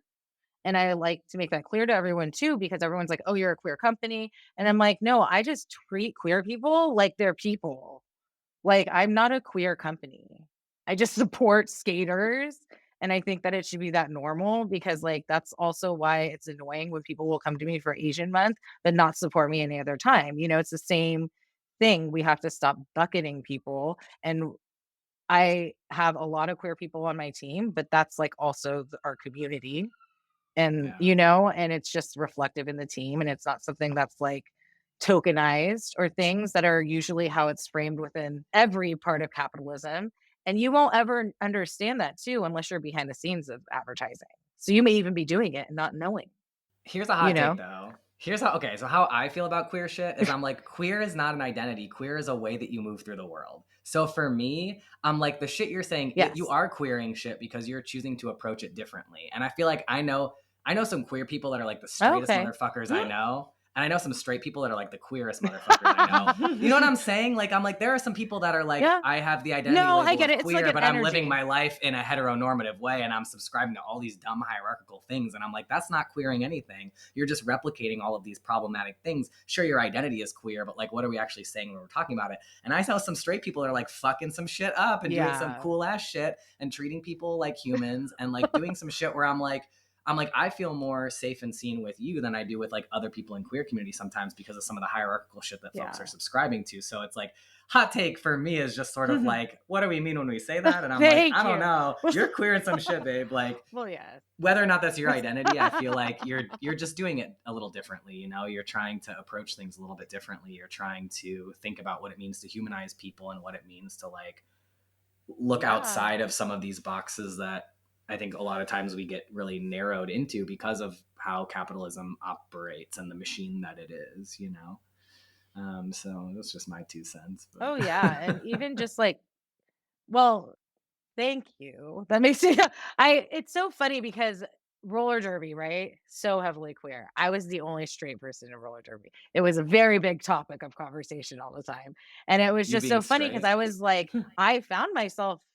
Yes, was like huge hot, like all the time, like, "Oh, you're straight." And I've been like, my roommate in college, we would always go to there's in Long Beach, there was this lesbian bar called it was specifically a lesbian bar. I only say that because most of them are gay bars. And it was called the Club Broadway, and they had dollar drink Wednesdays. And I'd always go with her, and everyone would always yell at me there too. And it's just so funny because I always felt more comfortable in queer spaces than even in straight spaces, and not in some like weird, I don't know, it sucks because now there's like these weird tokenizing ways of where people feel safe in, kind of thing, and trying to like claim that community. But it was the only community at the time back in 2006, hmm. 2005, 2006, when I lived in Long Beach, that accepted everyone. Like, where I didn't feel like I was a person of color all the time and a woman specifically. anytime I was in a queer space in Long Beach. And so it was kind of interesting that you say that, is because I do a lot of how I found myself, found my own self-confidence, was finding and seeing how my own queer friends even found themselves in the world, and how they walk through the world, and how they like present and don't care, and like, or there's people that do, and how that whole struggle, it's still like the human experience, it's in a different way. And I feel like it's interesting that you say that, because a lot of roller derby is heavily queer, and a lot of Long Beach where I live is very queer. I live on Broadway, so it's like right in the neighborhood where all of my neighbors have always been queer. So it's interesting that it has changed a lot since COVID, I will say, because even the queer community in Long Beach has changed a lot since COVID. But it's always humans, unfortunately, as you said too before. There's always It's bad always people and good humans. people, and healed people and unhealed people, just shitting all over everyone. So to bring it back a little bit to the basics of happy stuff, there's like a concept of like the basics of happy hub as well. And like I'm curious now, like Mhm. how is the shop kind of gonna like fit into that? Also maybe what some of your hopes for the future are. Definitely. So the Basics of Happy Hub, I always wanted a retail store, right? That was always like the main thing, was to have a retail store. And then when I started the roller skating company and seeing how much movement was important to people, and not just on skates, like dance movement, any kind of movement, is that I really wanted a retail store with a studio that wasn't a dance studio, that wasn't a CrossFit studio, that was just for movement. That doesn't really exist right now for also adults to discover themselves through movement, because like dance class even too is a very like stigmatized place for an adult. If you have no clue what you're doing, you are not welcome into a dance class in LA. I've been Like, trying to dance in ow. New York and they're like, here's a beginner class. And I'm like, no, you're saying Oh, beginner for people who have been taking dance for like half their lives. And I don't know I'm like, how do I start dancing as an adult in classes? yeah. It's hard out here. Adults starting anything, adults starting new sports. Right, There's like hardly any right. spaces for new sports for adults to just like Yes, learn how to do it. It's hard out here. yes.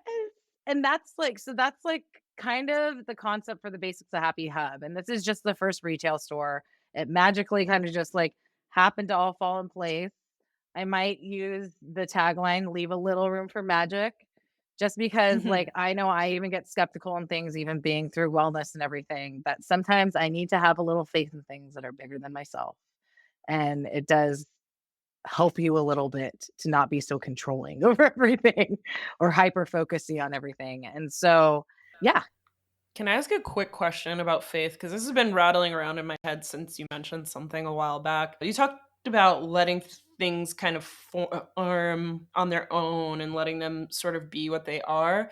Could you tell me what your original vision for Basics of Happy was versus what it has become? So when I first started the Basics of Happy, it was when I was in wellness. It was only going to be a wellness company. Mm. I was like, at that point, I was really burnt out from roller skating. I was like, no roller skating. It was when I was denying all parts of myself. I'm hyper focusing on something else. And Mhm. so I was hyper focusing on that and ignoring everything else at the time, which is also unhealthy. And so it was only gonna be a wellness company. And then I was just like, I don't know why. I ditched the Basics of Happy. I was like, I think that's a stupid name. I called it Rehab Your Soul. I got a little too into wellness. And it was really interesting that I did, because I saw my tendencies to drop into culty like things, if that makes sense, just because of a Mm. tendency I have. And so it was interesting to see me replicate some of my things that I would do in roller skating and wellness, but I was just more aware of it, just like habits of just interactions with people, of being like, hey, let's start doing this business together. Right. That still was happening. It didn't stop in roller skating, like it was happening in wellness. And I even had to get burnout and find my boundaries in there. And that's why I say, like, that's finding your own boundary within yourself to be like, I'm worth more than this, or having faith that, hey, there is something better and I need to just say no. And maybe I have a problem saying no to people, or saying no to anything, because I'm scared this is the only thing that's ever going to come about forever. And, like that whole thing you get caught in. And I will tell you, that is a faith based thing. I'm not super religious. I was raised Buddhist. Um, like sometimes structural religion things, especially God stuff, makes me feel uncomfortable, but I do see the value in it, because after even going through wellness, people do that with everything they end up getting attached to and finding spirituality in. There's always extremes of everything. And that, like, I had a really great blessing that, like, when I went through school, I was part of this, like, handpicked class. You apply, and the top 22 students get into a graphic design school for like 2 years at Cal State Long Beach. And most of my class was super religious, but it was amazing because they never pushed their religion on them. It was just what they did, how they lived their life, and then we all hung out together. We would go to bars together. They never judged us for anything we were doing or talked about. And I was just like, after I had that healthy relationships with people that I still talk to today, and we healthily support each other and we saw each other as people, I was like, this is like something that can happen. It's just these extremes we put ourselves in that we cling to out of control or whatever, or we do it because that's what we need at the moment. And it may be an obsession also not helping us. That, like, faith-based things, there's a lot of power in that, if that makes sense. It's just Mhm. manifesting. Everyone just likes to use the word manifestation, right? But it's just like, or, oh, I'm giving it up to the universe. Like, you don't even have to name what you're giving it up to. Is that you just know that there's something bigger than you at work, whether it's Exactly. Yeah. God, the universe, like a God or whatever from a different religion or your own culture or your own background or whatever, is just having faith that, like, your life and your life's journey has been enough to get you to where you need to go next. And as much as, like, that seems like weird with all, and I found that that was like almost the magic key because I had all this experience. I can run retail stores. I ran 150 retail stores across the nation for Vans, right? Like, logistically, I can run things. But, like, running something from, like, ground up and having confidence that you can do it without a big company behind you is part of the capitalistic game of keeping you in corporate work too, right? So there's, like, a lot of things working against you to have that faith. You're in work and people are telling you not to have faith, right? You're everywhere. And that's why roller skating is so beautiful and why everyone loved that beginning part of roller skating. No one could tell us what to do because no one had done it. And everyone was discovering it all on your own. And we were all putting that shit, all the faith. Like, I broke my tailbone. I know I broke my tailbone because we had no clue how to drop in. We were doing crazy things. And that was just at a time in my life where I was doing that with my body. But that's, it's another faith-based thing of training yourself to step out of your own ego, almost to get out of your own way, if that makes sense. Just with my own brain, I had to ground it a little bit in reality. And I always like to tell people to take in the magic and the space as much as you can, if that makes sense. You don't have to be like all in and all of a sudden meditating on the side of a fucking hill and, like, like, that's not realistic and that's not modern day wellness. That's a weird another bucket to put on someone, right? That this is the only way it looks like if you're healed or if you're actually working through things. And that's incorrect. Like, everyone can work things through things all different ways as long as they're not harming anyone else. Mhm. And it's just like a way of just looking at that, is that letting people, and that's, and I hate using this word because it's overused, holding space, but that's literally all holding space Mhm. is just, just like completely impartial space of letting someone just be themselves and just having a conversation. And it's sad that that's unique. And that's something that I even had to learn how to do. And maybe that was a little bit of the neurospiciness of having to, like, step outside myself of whether people are even looking at me during this conversation or like all those other things that happen in my head. But, like, it's a beautiful practice to be able to do that. It's interesting, just like interacting. There's this really big, read this book by this Japanese guy who studies water. And he was the one that studies water that if you talk to it, it turns symmetrical. And they have this whole thing that it's like, I think it's like love and gratitude. It's like H2O. Mhm. And so I think it was like you get love twice if you give gratitude because that person feels love and then they give love back to you. So it's like an exchange of that. And it's just from being grateful once for the person in front of you. And it's just like a really easy concept that is shrouded in a lot of our stress, a lot of our own anxieties of why we can't hold space for other people like that, or things that, like, I was really bad at it at first. Like, I was really bad at it at first, holding space for people, like, without getting out of my own head.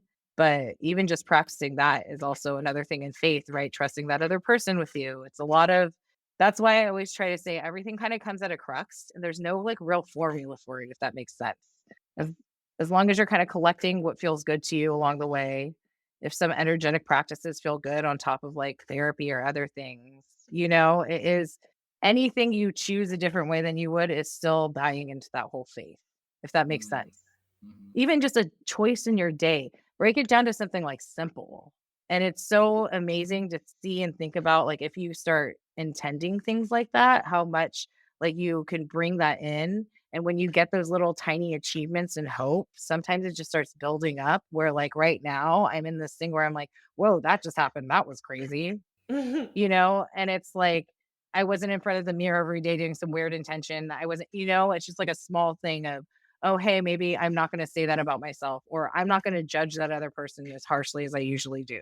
Or I'm going to, like practicing of little things like that can even just move you into a faith based thing and you don't even know it. Like, I don't think I realized I was doing it even when it all started happening because I was so against anything religion, faith, God, anything that was like tied into that because I also didn't like give it a chance to like look at it and see what that was even too and how that supports and community for people and not an extreme way. I've seen you talk about dealing with naysayers and backseat drivers as well as you were bringing your own brand to fruition. What advice do you have for people who are pursuing their dreams and deal with outside criticism or even internal self doubt? It's It's the biggest thing to get over, I will say that. Like, Yeah. people will ask me, like, "What's the hardest thing with all this stuff?" And I was like, "It's been me, like, literally been me." Like, some days, I feel like I'm not doing anything. I'm like, "Am I just not doing anything? I'm just, like, waiting for something to happen? Is that weird? Is that, like, did I not do enough?" And that's why when I say too, that weird faith-based thing is that, like, I was resting because now I have to do this. Like, I haven't been home since 12 o'clock for 3 days in a row. It's like sometimes your body and mind knows what's coming and you don't, kind of thing, if that makes sense. And so it's like a weird, as I trusted myself more and as I got more grounded in myself, I will say that like that whole naysayer thing, the whole opinions about other people does go away once it starts like loosening up inside. And like the best thing to do until that happens, because that's unrealistic to be like, just heal yourself, you'll be fine. Like that's not real. But you can like take again, like tiny practices, just be like, hey, I just realized I let that person ruin my day because I was annoyed about something that like I either saw on social media or I let someone say to me, you know, having your own also relationship with what you're doing, if that makes sense. Like my skates, like a big thing is like people are like, "Oh, have you had any problems or with people in your skates?" And luckily, knock on wood, I have not had any like problems like that. But the things of what I usually say to people is just like, "Hey, like I've been skating for a really long time. This company means a lot to me, and this is just how I decide to create things. If you would like to start your own company, I will help you." And that's like, and I will, like, I'll help you. I mean, it's like all these things I'm doing, I know has taken me 18 years to develop from watching people to like understanding the market before social media, all of that stuff of being able to read, where I don't mind helping people. Like, I hope I'm able to mentor people. I hope that's like a thing that I can do, especially in the roller skating space to help people, especially after manufacturing and everything. It's been wild. I don't know. It's hard to get over. I will say that when you're in the moment. I will say just to walk away, just like turn off social like and that's like the shittiest thing, right? Turn off social media. I will do that for a day and then realize how much better I feel. And I was just like, wow, is that it's like all part of like that dopamine thing with social media. It's just like everything wrapped up into everything, spiking your own like think of that too. I always tell people from energy work, that was the biggest lesson I learned. See what makes your like energy like increase to an uncomfortable place, if What that makes sense. activates you? Like the Yeah. sweating. You know what I'm Yeah. saying? If you're activated, just get off of it if you can. If you're activated, I mean, I'm realistic. If you're activated and in it, try to be in it on something else. If that makes sense. I hyper focus a lot. Switch your hyper focus. Try to switch your hyper focus. And it's usually just getting a different dopamine hit of something else, different subject. And that's why, too. And that's what the basics of happy actually exists. The basics of happy are your tool. And I will start explaining this that I want to help share and have other people come and help share on the channel about tools they use as just humans in the world, whether you're autistic, whether you're neurodivergent, whether you just have anxiety, whether you're just baseline, that like we all share tips with each other of how we survive, in like healthy ways. And like doing that, like sharing and figuring out what kind of tips everyone has is like why the basic zappy is like your toolkit of things that you can pull from. So like when I hyper focus, I love like I know another hyper focus I have is crocheting. It's a weird grandma thing, but I love knitting and crocheting. I can hyper focus the fuck out of that. So like I know that if I'm in something with skating, we don't need to shy away with the drama of skating, and sometimes it can get overwhelming, but like that to just step away, hyper focus on something else. But that's why embracing more of yourself will make you feel better anywhere because like say I get burnout in crocheting and knitting because something really funny that I learned during TikTok was I'm not like in the community, like I'm in the skate During community. TikTok. Yeah, during TikTok, I was thinking Or that I mean too. during COVID, sorry. During COVID. That's how I feel about TikTok though too, to be honest. During TikTok, there's God, some not that again. So drama. good. There's some drama in the knitting and crocheting community too. And I just like could not stop laughing because I was just like, this is so stupid. People can find drama in anything. Oh my gosh. Oh yeah, What people is were there stealing drama over? patterns. Oh, stealing patterns. Pattern. Okay. Mm. That was my pattern. No, that was my pattern. That's my TikTok video idea. I can't. Like, it's funny to me. So, like, that's why I'm just like, I always tell Humans. people humans, and yes, there's skating and drama, but it is also, or there is drama and skating, but it is also teaching us just how to be adults. Like, everything is just teaching us how to be adults in this world and to move out of that like child state we're like in, and it's just like a weird thing to like say, but I like realized that like as I've moved out of that stuff I was just like, oh, I also like take care of myself a little bit better once I start doing some of those and it's all your mind. It's but however everyone needs to kind of move through that. I want that to become an open space, if that makes sense. Like a big thing I Yeah. used to say when I was skating a long time ago, when I was on the Moxi skate team, was like mosaic your own life, was to be like, just take pieces of everything that you like and turn it into your own life. Like there's no rules. There's nothing saying you can't be this and this.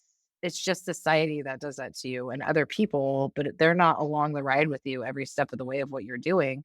Just like immerse yourself in those subgroups. And that's what's beautiful about Long Beach. There's so many subcultures in Long Beach, and I've been able to be a part of a lot of them, and it's beautiful and it's really cool. And that's why like roller skating to me will always have my heart. I have a lot of the community that I love and that I love seeing, especially the new community coming up, especially in park skating and all the new skaters and all the skaters that have been showcasing rink skating so much has been so amazing to see because that was so neglected for so long in main media. And so it's an interesting time.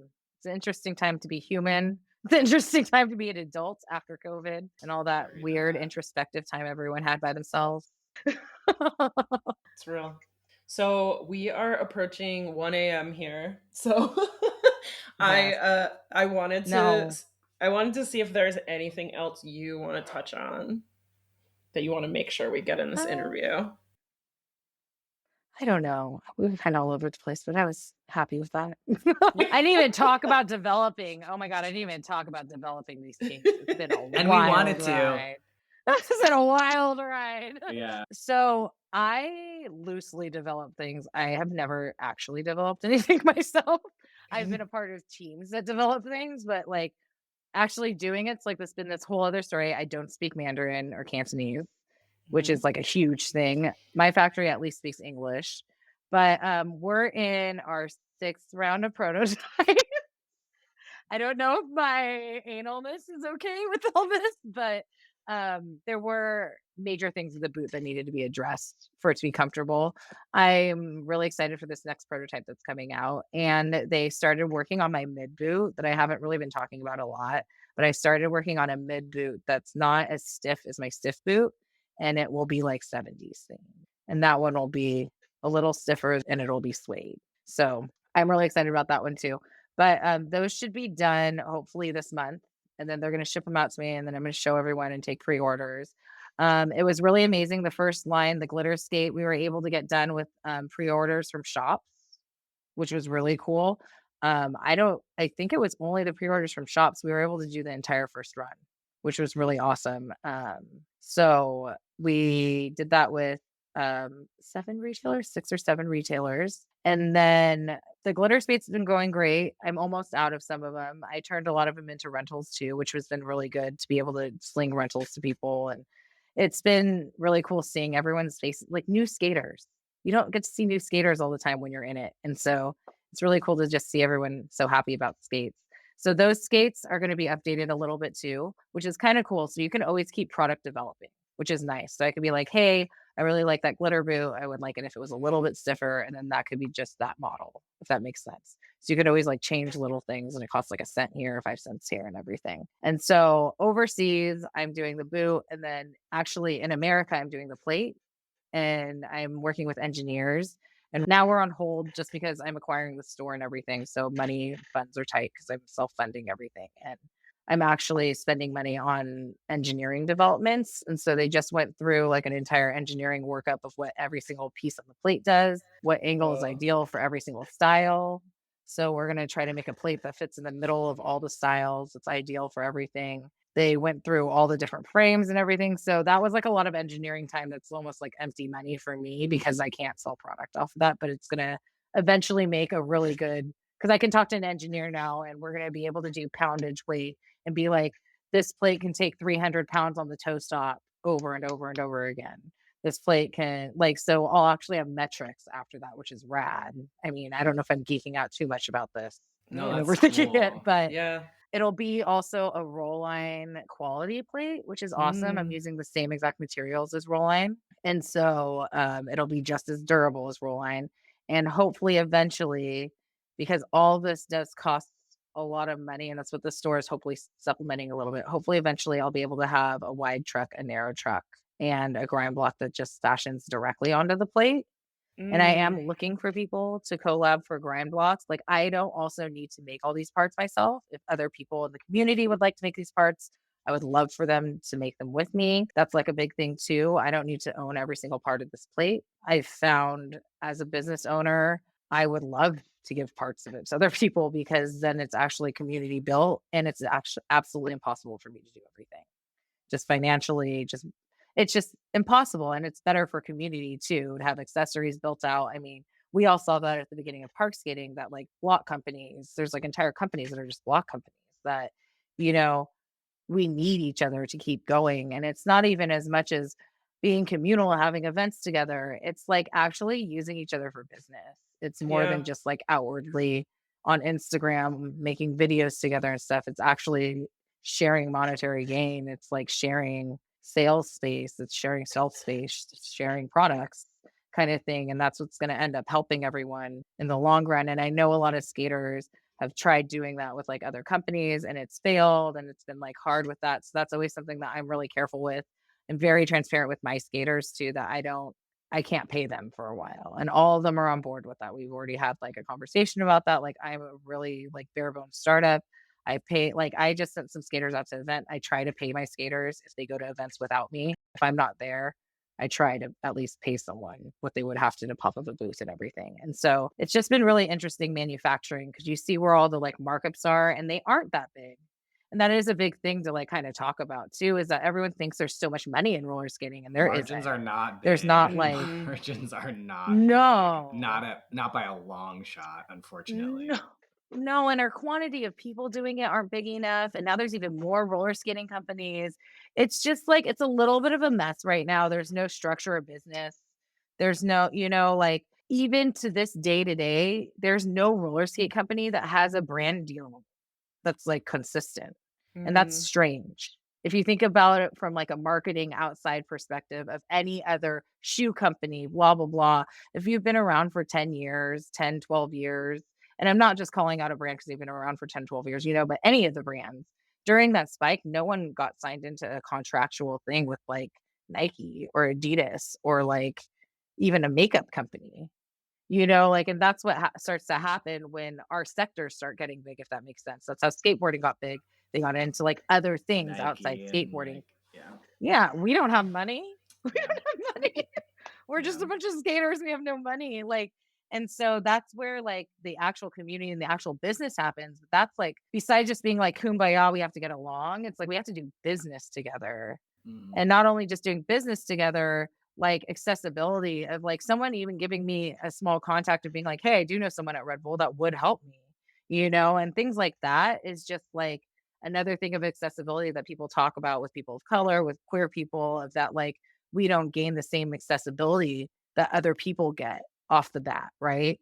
And that's like is a privilege. And I've been on both sides of the coin with roller skating where it was very easy for me at a certain point when I was working with a certain brand. I was able to get everyone to work with me. People were coming to ask to work with me when now I'm like the plague and no one will help me at all. And so it's just like it just depends. And I'm not allotting that fully to me being a woman of color, but it also is just like me looking around at not just roller skating, but did I get ahead at work either? And that is also a business space, wellness, even too, being a person of color. There were other people, so it's really interesting just seeing that business needs to change and starting at manufacturing, starting to seeing how people are making things. People like in companies, even understanding how they're making things will help their bottom line, Yeah. and it's a weird crux of community, but also business, if that makes sense, because Yeah. the community can't hold up an entire business. There's no way. Like, there's no way. There has to be some business being done. It's just we've had boom 70s, right? We had boom in 70s, 80s, and then early 2000s, and then another boom in COVID, and then every time after, they've always dropped off after, and I mean, I don't know why. There are recessions, there are money things, there's always community crux and fallouts. It's just still hasn't been figured out yet. It's just open to be figured out. One last specific question that I would have in the realm of like the development and the manufacturing piece is you've spoken to like some of the stigma held around like things made in China. And I'm wondering if you can maybe talk a little bit about that, your feelings around sort of dispelling some of that. Because I know you said that you do make some things overseas and there's some things that you're making in the US or working on in the US. Yeah, like a lot of I think it started with Impala.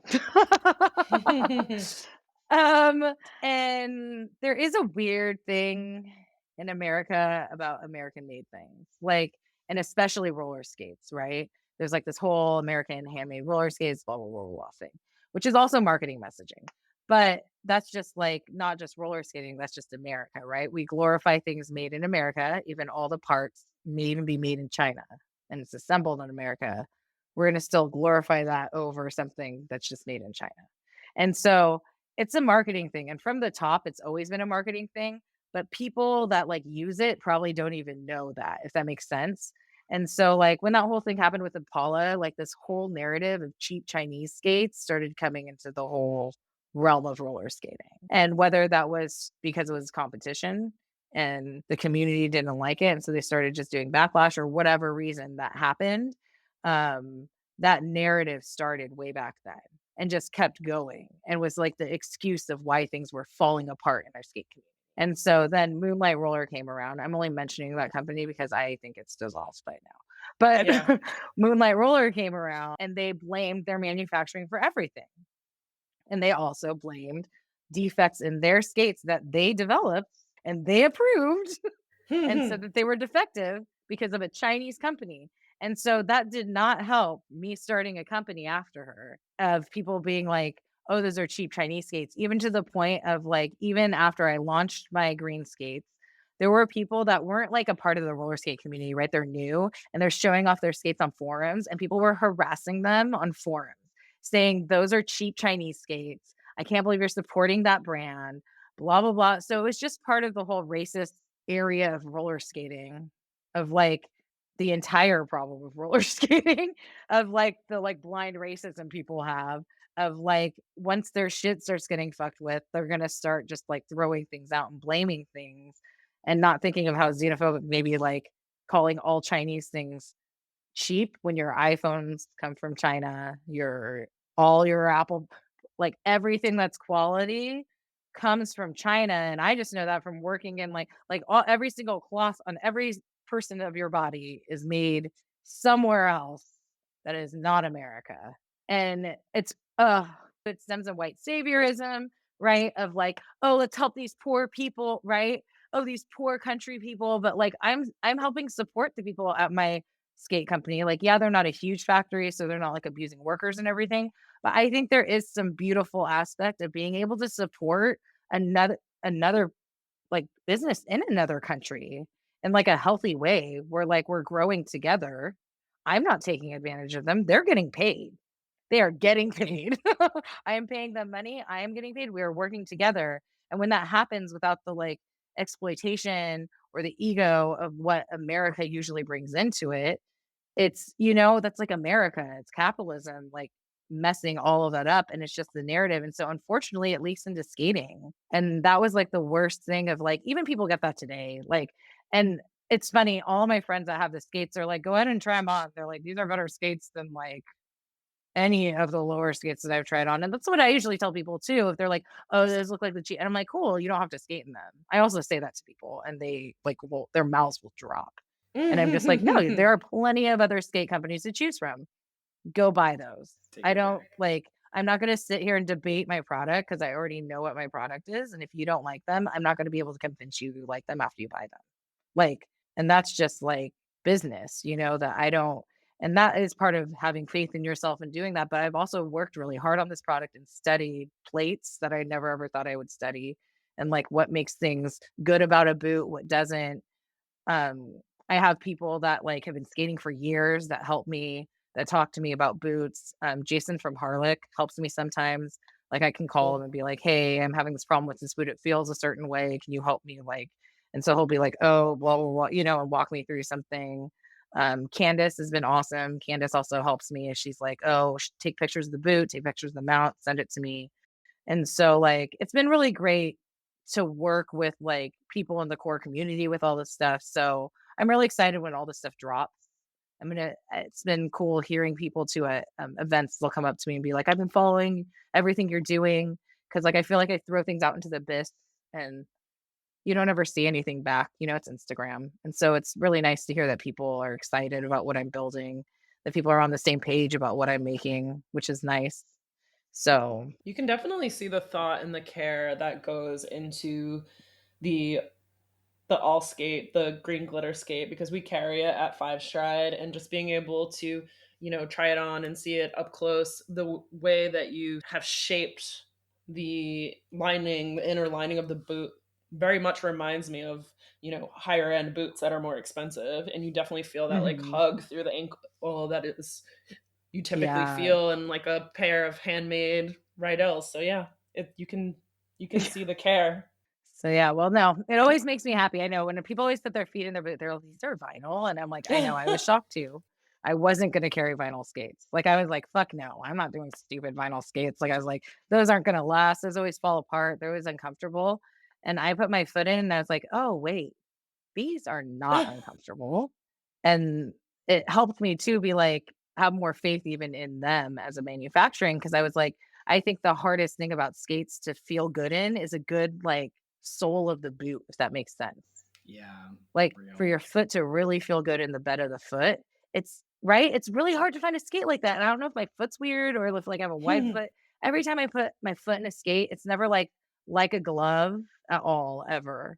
The closest one was like I think it was like a 336. On Mm. Yeah, the 336 was like the closest one, but my friend had been wearing it for a while already. It's always someone else's skates they've been wearing for a while.